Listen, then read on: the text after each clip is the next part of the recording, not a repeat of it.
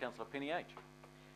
Thank you, Mr. Chair. And just before I make my comment, I just want to acknowledge Ms. Bright for making the best speech at Margaret's celebration of life.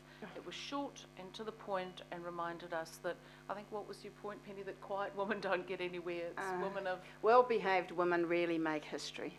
That was exactly it. And I think activists get things done. that says it all. So I just want to build on that for a moment. And over the last 6 years, Penny Bright's been consistent in raising this issue and has made some inroads onto this critical issue.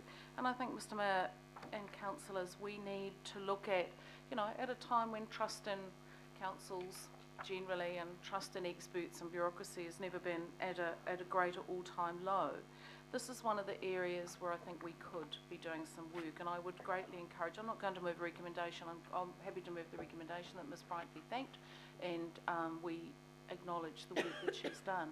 But I do think that this is a very good starting point for the next council, and whoever chairs, if there is a CCO committee, I think this is a very good starting point. We need to look at what is working, where have our CCOs made inroads into putting contracts out there in a transparent way, and where do we need to do more? Because the bottom line is, when we bring contracts in-house, we increase staff numbers and then we get hammered for doing that. I think we need a good conversation with our community. Sometimes it is cheaper to contract out, let's do it transparently. Let's also acknowledge when it's better to do it ourselves and not be frightened to do that. So I think this is something important. We need to have a look at what the Local Government Commission have given Ms. Bright by way of feedback, and I think talk to our Minister of Local Government about any changes to the Local Government Act that need to be made. Thank you. Right, there's definitely a question on there, so thank you. Any other questions? The question is, do we agree that's a good idea? Yeah, absolutely do. Right, Penny, thank you. Thank you very much. I'll move that recommendation, or it's moved by Councillor Penny Hulse. Seconded, I'll second it. All those in favour say aye. Aye. Passed, thank you. Thank you, Penny. Right, now we move on to local board input. None. I do want to acknowledge Whanana Fesol, great to see you here. So we'll move next to extraordinary business. There's none. Notice of motions, none. Right, move on to item 11, please. Right, councillors, we have two items, item 11 and item 12. And I want to give you the opportunity today of working towards an early finish of this committee. And the opportunity is there because of the way in which I am going to chair these two items. Given the fact that there has been very little in the way of change in this annual plan, it's not an LTP plan, I'm not going to govern these items liberally as I've done in the past. I'm going to be very clear with the process and the standing orders. And the process is we have had the debate around the annual plan. What we are deciding today is the look and the substance of this and whether it reflects the decisions we've made. So these are the two annual plan documents, and that is what we're going to decide under item 11. And so the only debate and discussion we will have is whether you like how this presents. And so that will be the first matter that we will consider, and that will constitute the adoption of the plan that the council officers have brought together, which reflects the decisions we made in May. And then secondly, under item 12, we are going to consider the consequence of those decisions, and that is supply. And so under item 12, you'll see that the officers have prepared the extended detail of the consequence of our decisions in May. And so that is the supply of council and its finances through the rating system. So I'm going to move item 11, and I'm going to speak to it. Is there a seconder, please?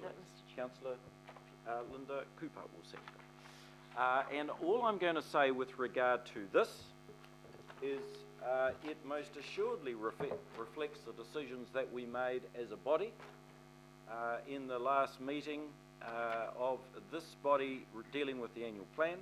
And in saying that, I want to acknowledge Councillor Penny for her chairmanship of the annual plan committee. She's done a great job.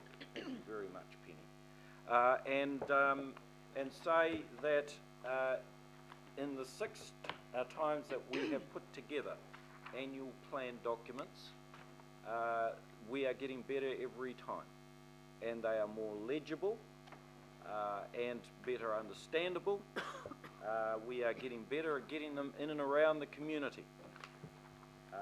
Of course, there's still overwhelmingly a document that talks of the nuts and bolts of what we're doing and how we're budgeting for it, whether it's budget to the local boards, whether it's budget for transport, or whether it is budget for the running of this council. All of the details are in there. I see nothing that stands apart from the decisions we made last May. So on that basis, I'm very happy to move the adoption of that document as prepared by our officers as a reflection of the decisions that we made in May. Are there any speakers to this matter? Right, on that basis, then I'll put the recommendation. By division. By division, thank you. Item 11, by division. Your Worship. Aye. Councillor Anai. Aye. Councillor Brewer. No. Councillor Cashmore. Aye. Councillor Clow. Aye. Councillor Cooper. Aye. Councillor Darby. Or. Councillor Filipina. Aye. Councillor Fletcher. Yes. Deputy Mayor Holst. Aye. Councillor Crum. Against. Councillor Lee. No. Councillor Penrose. Or. Councillor Quacks. Against. Councillor Stewart. Aye. Councillor Sir John Walker. Or. Councillor Wayne Walker. No. Councillor Watson. No. Councillor Webster. Yes. Councillor Wood. No. Carried. 12. Okay, right, councillors, thank you. Now we move to item 12.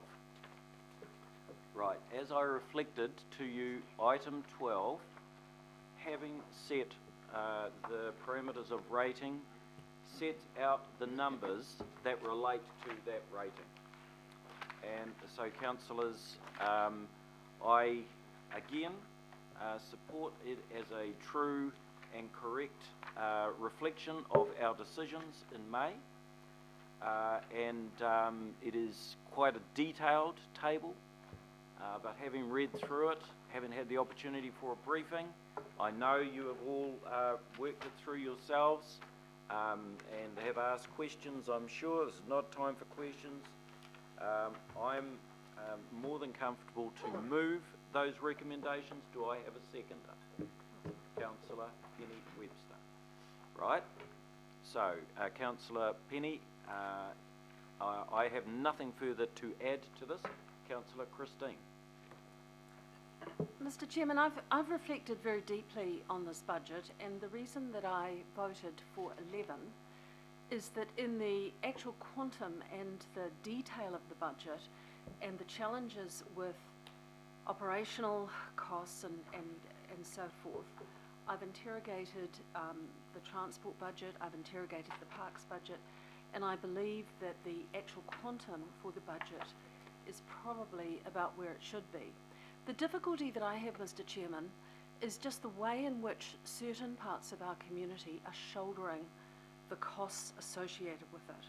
And I hope that you will allow me to move an amendment to put the UAGC up to 450, because I think we do need to have some concession for those communities that are really struggling, and I know that there's sometimes the impression that they're all living in leafy suburbs and they're all having fabulous lives, but the reality is that that is not the case.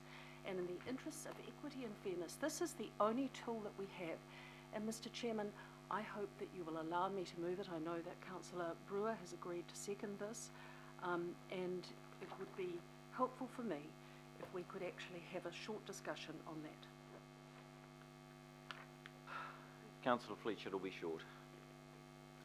And look, I respect the fact that this is one of those issues, and it's the reason why I acceded to the request from Councillor Brewer, that it should go out, and certainly in my time, and I suspect it will continue into the years ahead, every year there will be a debate on the UAGC because it is the equity lever.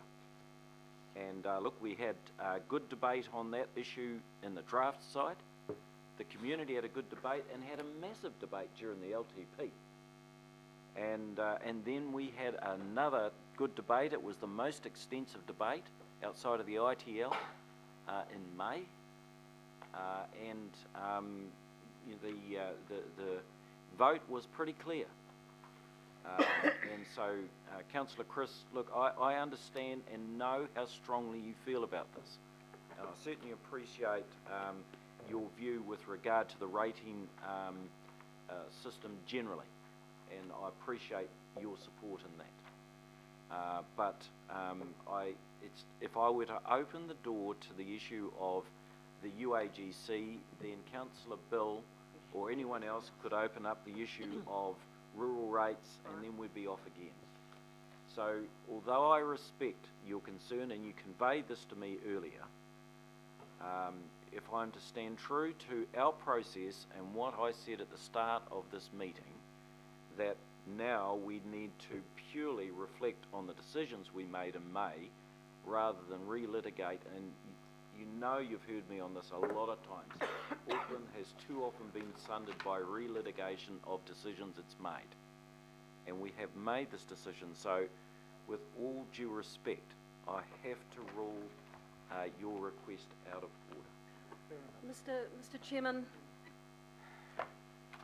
the concern that I've got as somebody who supported amalgamation is if there is no recognition of or concessions at all, because we're not dealing, for residential ratepayers, we're not dealing just with 2.5, we're dealing with 3.5.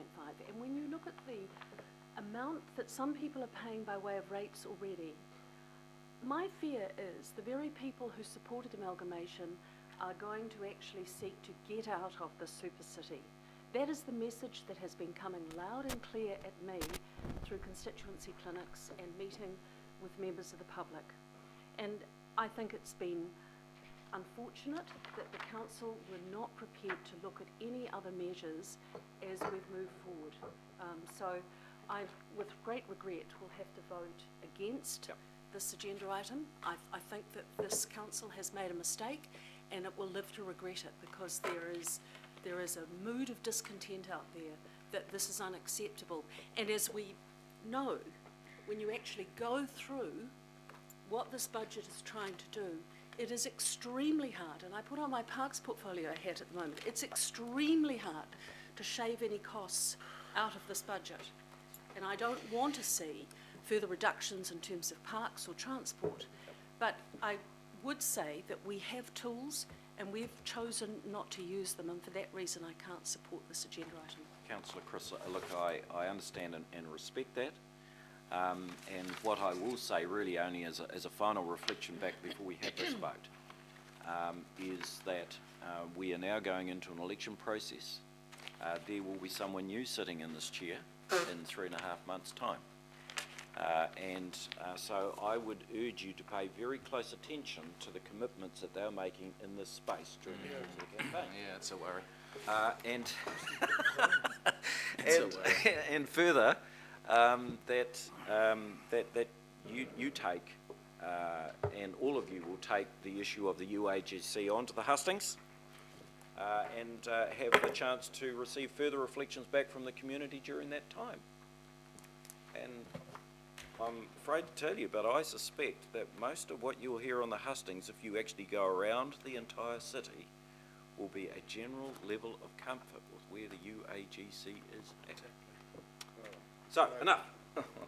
Enough. Oh no, look, George, you know, unless this is specifically about anything to do with the figures here, Councillor George, I gave her way too much latitude. I shouldn't have. Well, it is, Mr. Mayor. I think I think this is the time when the governing body gets to debate this annual plan.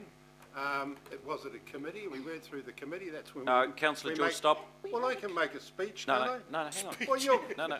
I'm making... 5 minutes, 5 I'll minutes. put up my hand up Yeah.